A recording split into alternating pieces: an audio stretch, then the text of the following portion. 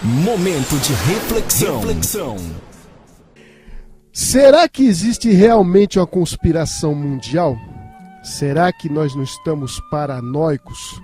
São tantos problemas, é poluição, é crime, é violência, é divórcios em escala nunca antes vista, é pai contra filho, filho contra pai, é uma série de problemas sociais, é fome, são terremotos, são grandes cataclismas que a natureza nos impõe. Será que realmente existe uma conspiração mundial? Jim Marrs, em seu livro Governo Secreto, na página 9, assim inicia a introdução de sua obra. Quero que você preste bastante atenção, querido ouvinte, no que ele diz. Considere-se avisado.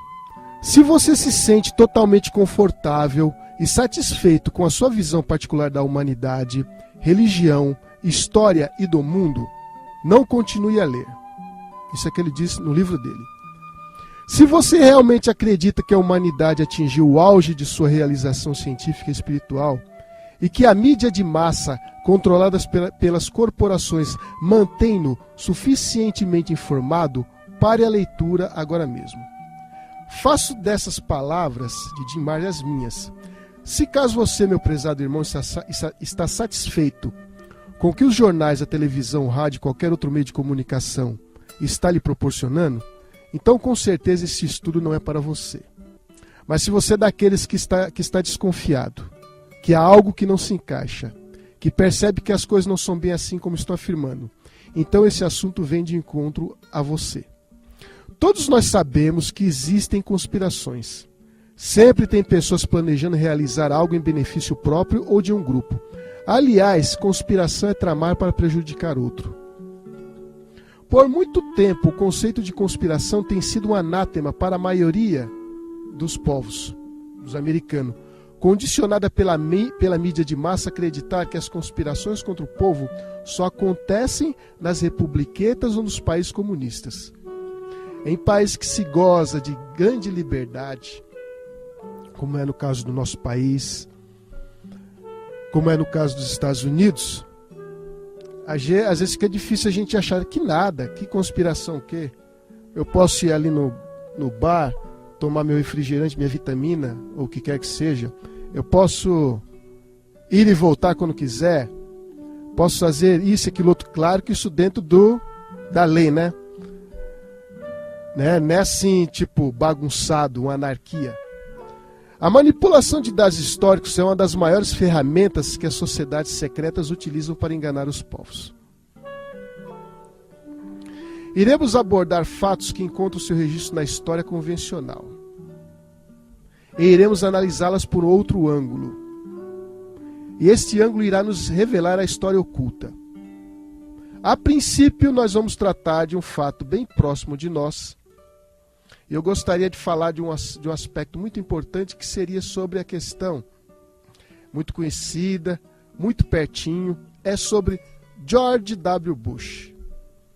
Cristão ou satanista ou pertencente à sociedade secreta.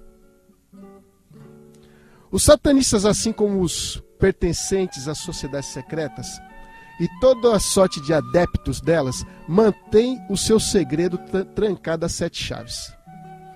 Alguns chegam ao cúmulo de se declararem cristãos. Sendo assim, todos os seus atos são interpretados como atitudes tomadas por cristão. Isso faz todos pensarem que o governo cristão dos Estados Unidos é um grupo de fundamentalistas bíblicos, crentes na Bíblia, que se comprazem em mandar despejar bombas pelo mundo afora. Nós sabemos do que aconteceu no Iraque não faz tanto tempo assim. Vamos agora falar um pouco de George W. Bush, aquele que ganhou uma eleição por meio da usurpação. Ou seja, obteve o controle da nação mais poderosa do mundo por meios nada ortodoxos. A título de exemplo, em seu segundo mandato, sabemos que ele só foi possível isso ser obtido porque na Flórida, onde seu irmão Jeff Bush era governador da Flórida, eles conseguiram enganar, surrupiaram aquelas eleições ali naquele estado.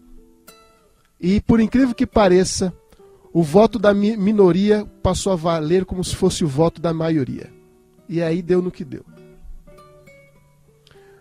Como esses homens envolvidos com sociedades secretas, como foi já demonstrado, né, em outras ocasiões a respeito da história oficial, a história maquiada, que é usada para o consumo das massas, e a história secreta que não se encontra nos livros chamados populares, a história oficial revela que George W. Bush é um cristão.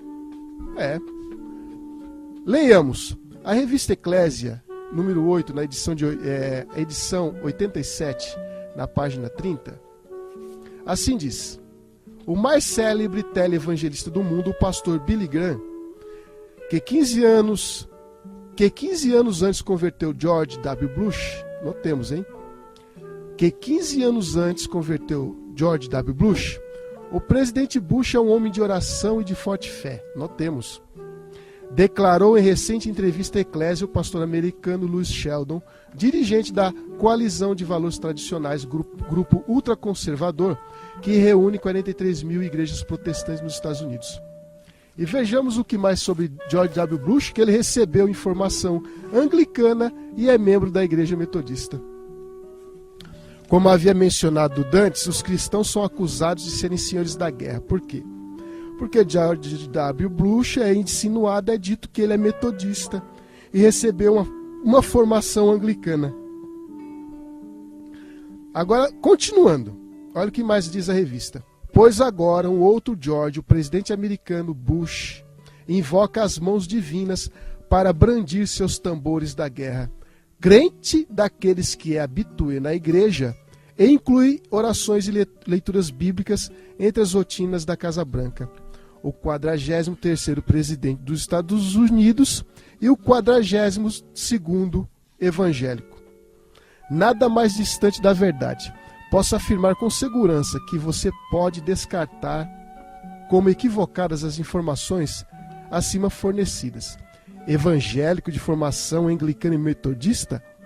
Logo abaixo vamos analisar a verdade sobre a religião professada por George Bush. No caso, George W. Bush. Gostaria de revelar a você, prezado leitor, que esses grupos envolvidos, inclusive satanistas, eles também oram. Não preciso dizer a quem eles oram, não acha? Mas vamos por partes para que as coisas não se tornem confusas.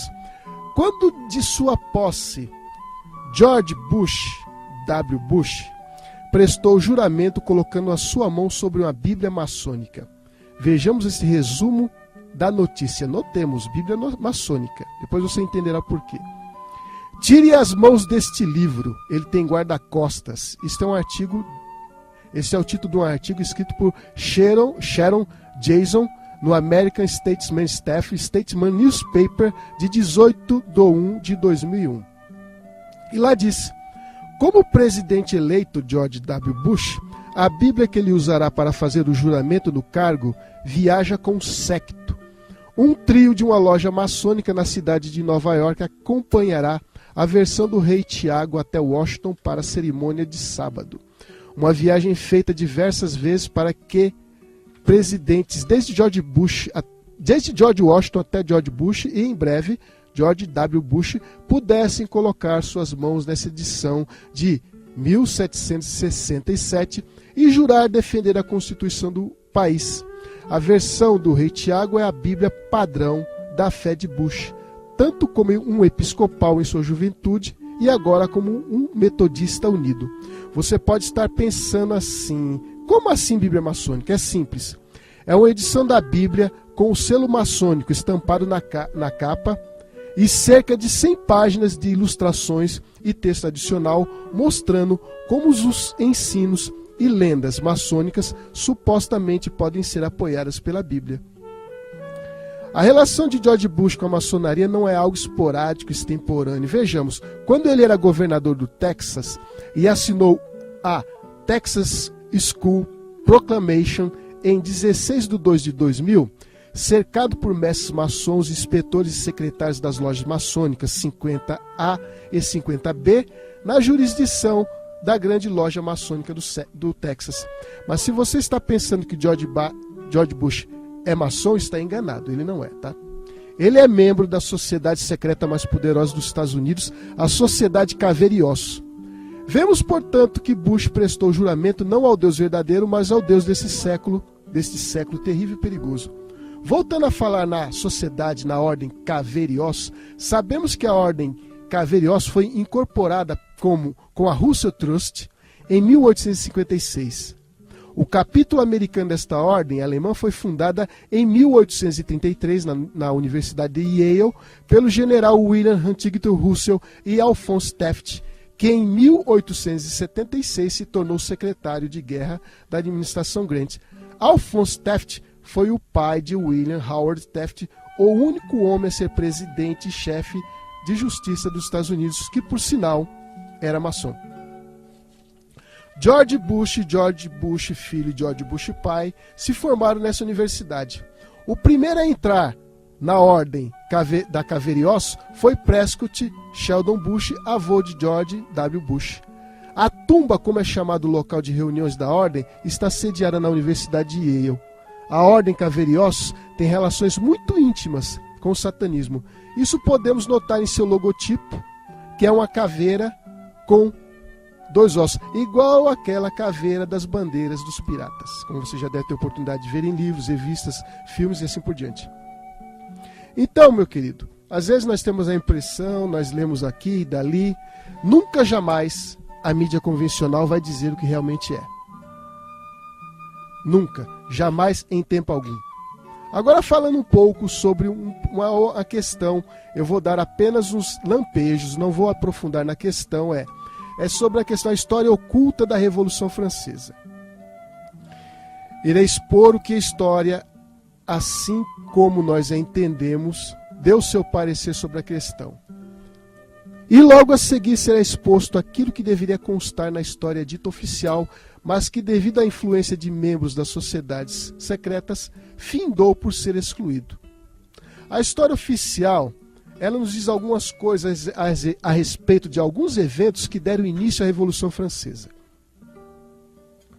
Ali diz o seguinte: diante do Palais Royal, Camille Desmoulins incita a multidão em 1789. 25 anos antes da tomada da Bastilha, Voltaire foi o profeta de uma revolução inevitável. Não estaria lá como testemunha do seu vaticínio. A burguesia também desejava acabar com os resquícios feudais dos privilégios do nascimento e criar uma sociedade em que todos fossem iguais perante a lei. O contato direto com os filósofos da Ilustração e com as ideias permitiu à classe burguesa transformar interesses particulares em interesses universais de toda a sociedade francesa. É bonito ouvir isso, né? Homens burgueses cheios do dinheiro, preocupados com os pobres. Voltaire preocupado imaginando que dentro em breve ia vir uma revolução, né? Como é bonito a gente ouvir essas coisas. Porém, os especialistas na matéria sabem que para se produzir um processo revolucionário bem-sucedido é imprescindível dispor de uma situação prévia de grave alteração generalizada que obrigue a população não a pedir, mas exigir uma mudança. Isso é que a história oculta revela. Se isso não ocorrer, os motins e as revoltas vão se multiplicar. Contudo, é quase impossível se chegar à revolução em si, a não ser que existam 2 fatores muito concretos, que a canalizem: um clima cultural e intelectual, que alimente e reconduza as forças efervescentes, e um grupo constituído que se encarregue de organizar e mobilizar as massas, dirigindo-as para os diversos objetivos, embora elas, ou melhor dizendo, sobretudo elas, não percebam que alguém as está manipulando. Como é que pode um grupo de pessoas, como diz que os franceses estavam passando fome, dificuldade, como é que pode esse povo articular tão bem uma revolução? Conforme eu citei agora, só foi uma questão de tempo para que se pudesse montar toda a estrutura revolucionária naqueles dias. Enquanto a Inglaterra passava pela Revolução Industrial, A França era predominantemente agrícola. O país estava mergulhado em uma profunda crise econômica e precipitada pelas más colheitas. O povo estava esmagado pelos pesados impostos e pela fome. O ambiente era adequado para dar início ao plano conspiratório que já se insinuava por meio dos filósofos da maçonaria essa infiltrada pelo Illuminati. O Illuminati, tem algumas coisas que falam sobre o Illuminati que é pura extravagância, pura paranoia, porém é fato sobre o Illuminati que é devidamente registrado e é fato histórico, é sabido de todos aqueles que pesquisam. O clima cultural que era necessário para a Revolução se formou nos anos anteriores à Ilustração e ao enciclopedismo. Ou seja, movimentos de iluminação, os iluministas, os grandes enciclopedistas, porque hoje nós temos enciclopédia, foi graças a grandes homens de cultura naquele período que resolveram criar para que a enciclopédia pudesse ser um compêndio no qual fosse reunido todas as ciências, ciência médica, ciência biológica, ciência histórica, ciência geográfica. Por fim, todo o conhecimento que havia naquele momento se buscou uma tentativa de aglutinar tudo isso dentro da enciclopédia. E hoje nós temos o quê? Assim como a enciclopédia britânica, temos a Barça. Foi nesse período que passou-se a ter esta ideia de ter as enciclopédias. Porém, todos os ideólogos, aqueles que imaginaram agitar as turbas, como no caso de Camille Desmoulins, era pertencente a uma determinada sociedade secreta. Todos os que estavam envolvidos ali pertenciam a uma sociedade secreta. Segundo o especialista Alan Strang, um dos delegados franceses que assistiram a esse encontro, o encontro de quê? Dos iluminados da França, o político e escritor francês Honoré Gabriel de Riquet, mais conhecido como Conde Mirabeau, presidente da Assembleia Francesa, na época ele havia criticado o quê? Ele sabia da influência do grupo Illuminati na Revolução Francesa. E justamente os ideais de liberdade, fraternidade, justamente este ideal é o ideal de uma determinada sociedade secreta. Concorda, professor José Carlos? Plenamente. Nesse período revolucionário, não só da França, mas do próprio Brasil também, esteve ali acampado toda a sociedade secreta.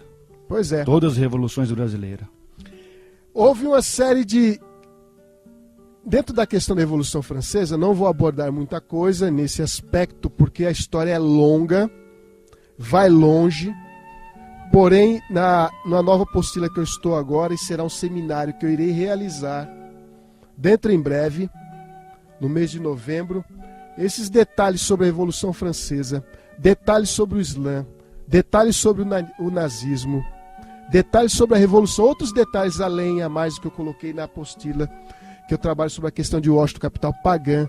Todos esses detalhes, e tem aqui o professor José Carlos, que ele tem formação acadêmica em história, e sabe que muito dessas coisas que colocaram aqui, que nós temos nos livros escolares, nos livros de faculdade, é tudo coisa maquiada, para procurar desvirtuar o entendimento das pessoas do que realmente está acontecendo.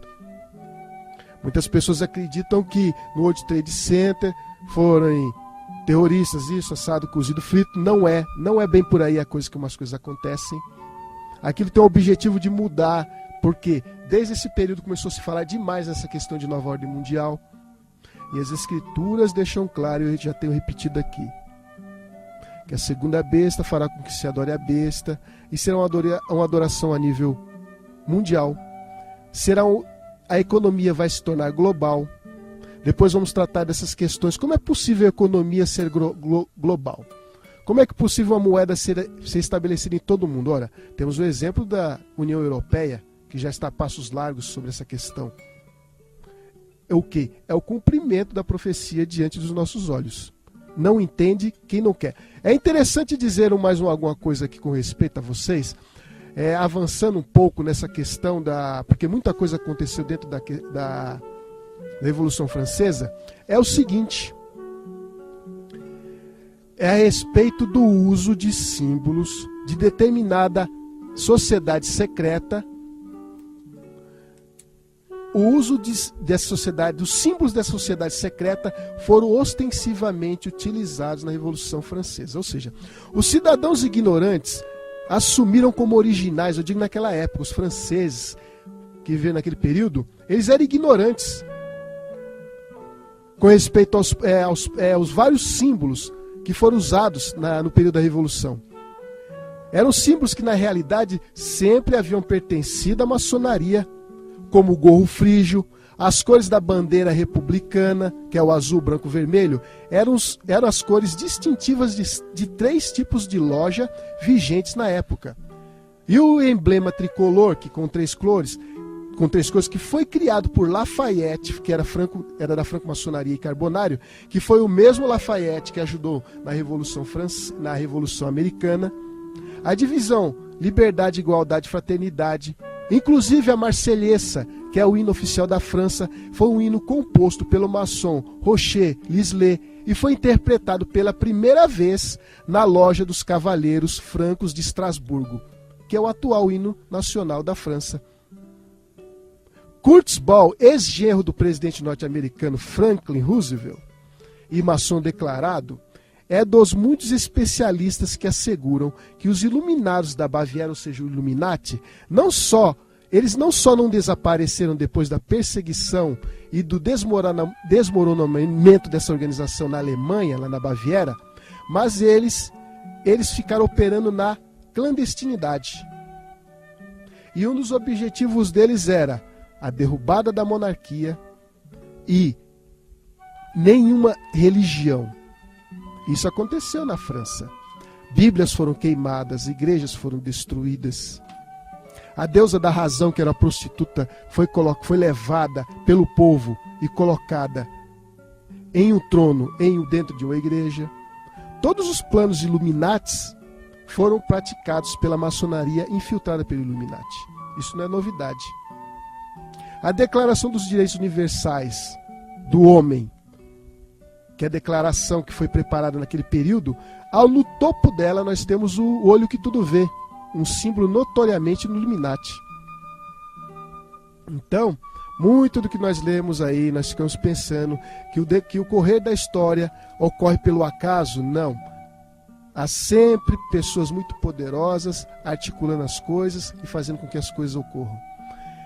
Terei a oportunidade dentro em breve aqui, se não falar na rádio, falarei no seminário, que em breve irei realizar. No final da minha apresentação falarei sobre o seminário. Porém, um homem de grande importância nos Estados Unidos americanos, não citarei o nome dele aqui, falarei, o nome dele é Albert Pike, patrono da maçonaria nos Estados Unidos.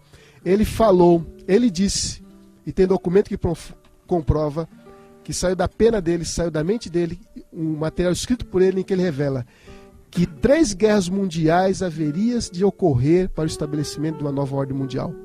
2 já aconteceram, 1914 e na década de 40. Falta a terceira. Agora pense, é por acaso aquelas guerras em 1914? Como é possível que quando o arquiduque Ferdinando foi assassinado com sua esposa Sofia, ali em Viena, foi apenas um assassinato, mas foi um assassinato que eclodiu uma guerra mundial. Mas ninguém menciona que o assassino do arquiduque e de sua esposa pertencia a uma sociedade secreta. Os livros não mencionam isto, mas foi. E tem registro sobre isto. Ok, prezados? Meu nome é Marcos Alves, esse é o seu programa Verdade para o Tempo do Fim. E fiquem com Deus.